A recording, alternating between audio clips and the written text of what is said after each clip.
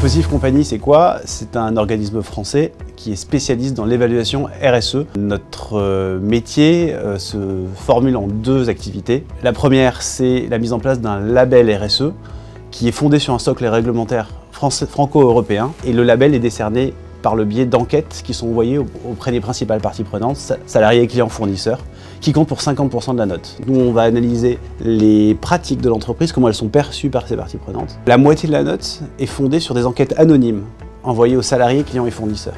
Et l'autre moitié qui est en open source aujourd'hui sur Internet, c'est un référentiel. On a aussi un référentiel associatif et ONG.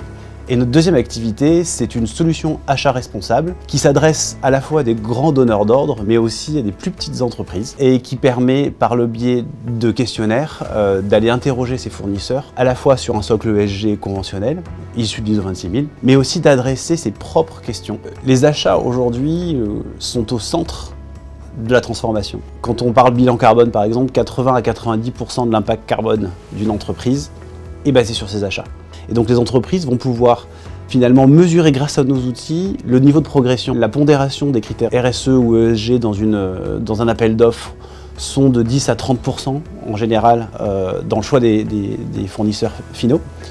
On aimerait bien évidemment que ça arrive au stade de 50%. Je suis personnellement fondamentalement convaincu qu'on va dans ce bon sens et qu'on va très vite. Les transformations qu'on voit aujourd'hui sont absolument époustouflantes.